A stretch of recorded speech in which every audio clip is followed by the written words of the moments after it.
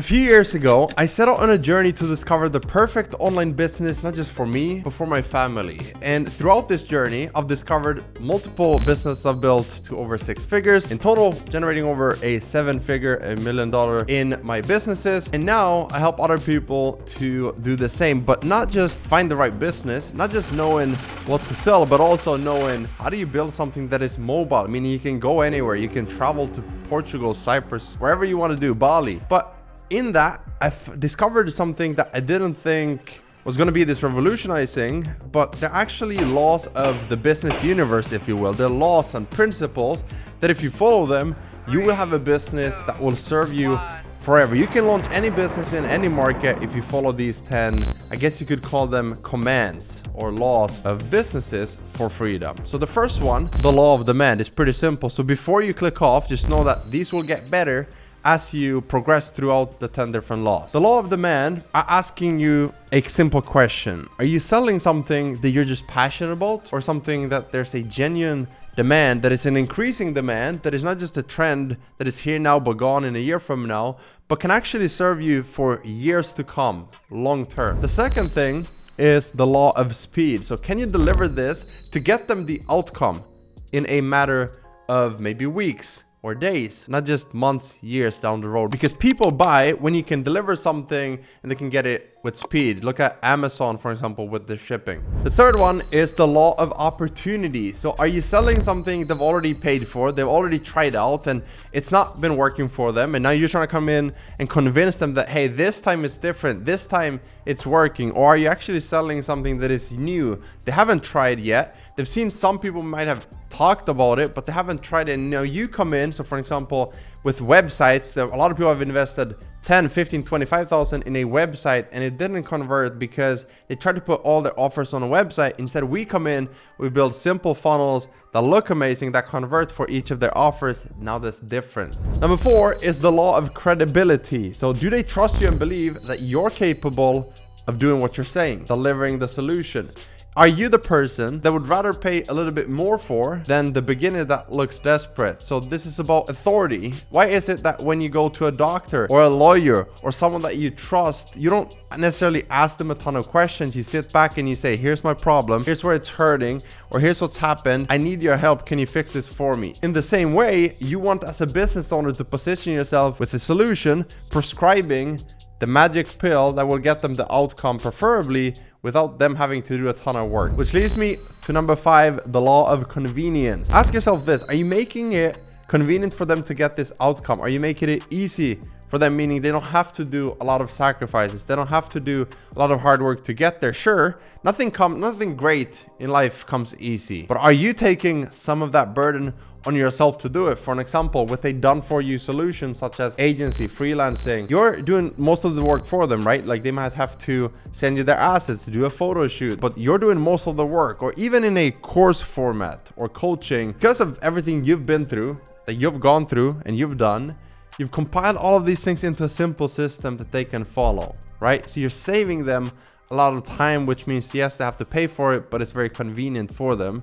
And it's now you increase the value and you increase the conversions of people wanting to buy from you. And that leads me to number 6, the law of reciprocity. So when I started my business, I wanted to just get people to, number 1, see me, but also like me so that they wanted to buy from me. In order to get reciprocity, ask yourself this: in your life, when has there ever been a time where you've been following people for a while, you've been getting a lot of free value, and then at one point you said, man, I really want to buy from this person, or I want to support this person, or I want to like this video, I want to subscribe to this person, I want to support them in any way I can because they've helped me so much with my own journey? That could be in fitness, it could be in relationships, it could be in business, marketing, sales, funnels, whatever it is.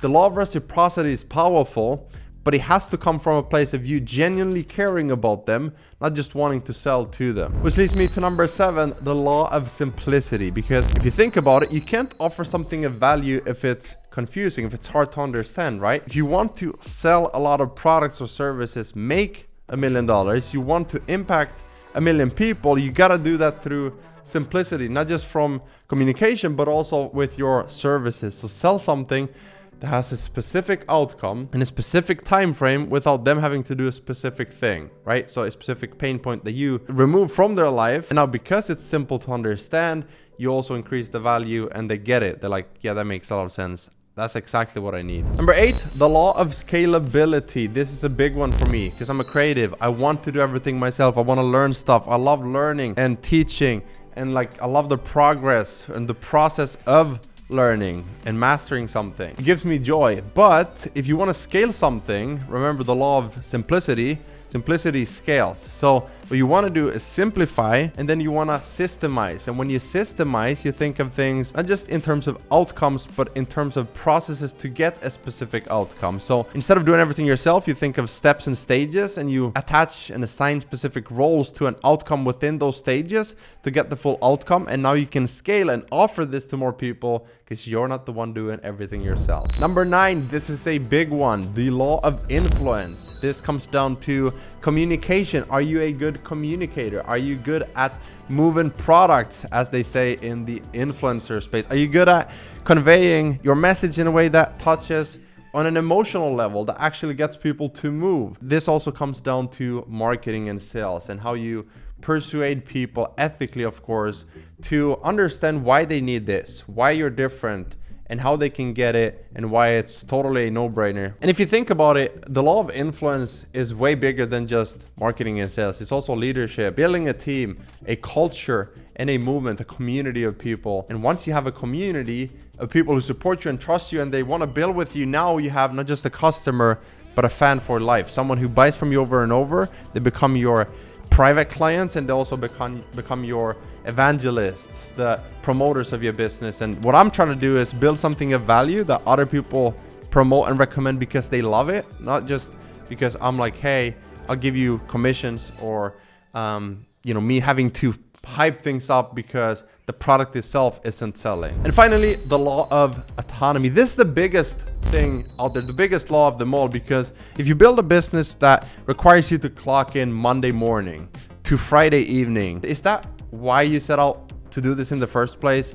At least for me, it wasn't. I wanted to provide for my family, be with my family, my wife and my 2 daughters, and I wanted to be able to go anywhere I want, pick my stuff up, book a flight for tomorrow, and then go and be there for 5 weeks. We did this in Portugal last year. We did it 3 weeks at a different time. We've done this multiple times where we go somewhere and we just try to experience that part of the world. And as Luke Belmore would say, we download data sets. We teach our kids how different religions or cultures work, and we give them experiences while also building relationship. Money is a tool to do that. Finances are a way to allow you to do that, to experience the world.